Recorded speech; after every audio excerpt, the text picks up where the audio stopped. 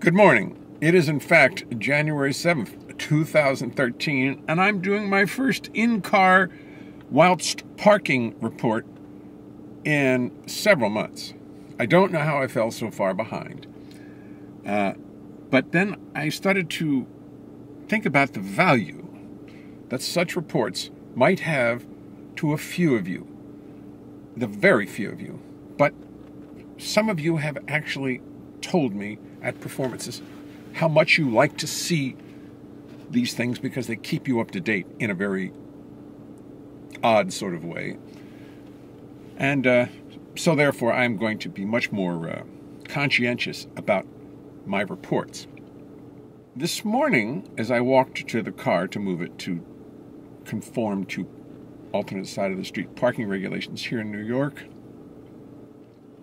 I got to thinking about how many times I've seen Seinfeld on television and in the papers recently, and has these searches. He searches for what he had before. He wants to go back to his roots and have comedy.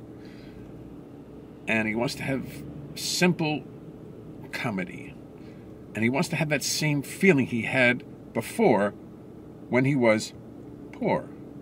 Now, he never was truly poor because he was making a very good living as a comedian probably very early on. Because he's great. He's out of this world. But now he's an 800 millionaire.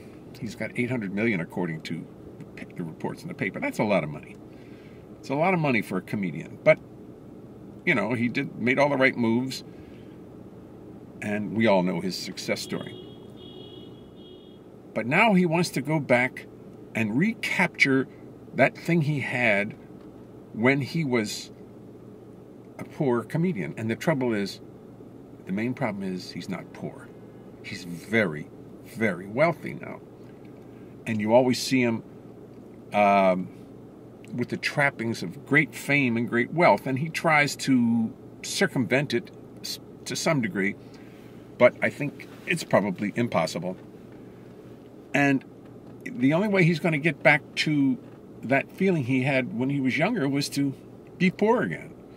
And I don't see him dying to give away that $800 million. And I'm not even saying I want it. I just think that's the trap. That's the problem with it. You've got it. You've got, he's got 52 cars in his garage. And every time you see him, he's driving a new Volkswagen, a new this, a new that. He's completely given in to his urge for automobiles. And he's got 1 million automobiles. Or what, 30? Something. I don't know how many he's got. He must have a remarkable garage space. One whole floor devoted to his cars. But he doesn't seem happy, and he's doing television shows with all of his very rich friends. I mean, I can't think of his name. The producer. I can't think of his name. The comedian. Larry David. Anyway, there he is on television with Larry David, who is also, I think, a billionaire. No, he got $1 billion. And the two of them, I mean, when you get in that sort of wealth situation, it's hard to have ordinary friends, common friends who are poor, because everybody says, I want your money, and they try to act like you're not jealous of it, and of course you're totally aware of it. It totally influences all the conversation. Yet when you talk to people in your same relative wealth status, middle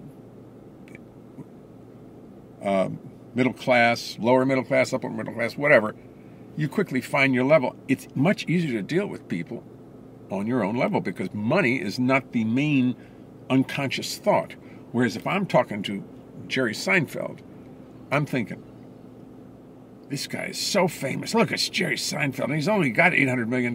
How come I don't see money pouring out of his ears, out of his nostrils?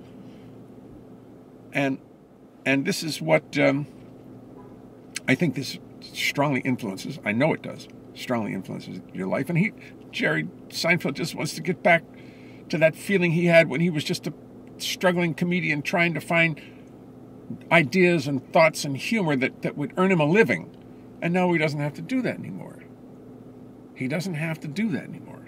I mean, so he's I don't know that he's as hungry, and his humor is ever going to be as good as it was, because he doesn't have that thing pushing him where you've got to make it as good as possible.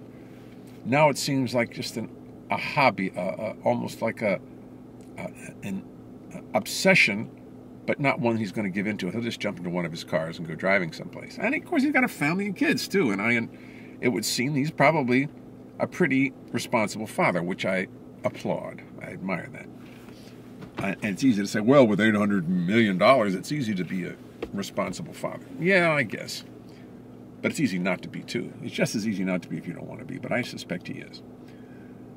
Good Jewish dad. Anyway, but I keep seeing him on the television and in the papers, and his quandary seems to be that he just wants to get back. He misses how it was when he was a struggling comedian trying to earn a living and work his way up. Now he worked his way up and he's up top and he's bored with it. He doesn't like it anymore. He's trying to develop new shows, and there's that spark that's missing, and I think he knows it. He knows it. He's been hugely successful. What can he do now? And he's got to figure that out. But if anybody can figure that out, Seinfeld can. There's something he needs to do. Who knows? I mean, when you're sitting on that kind of money, what do you do? What do you do? Give it away? Invest it? What's the thing to do? A real problem.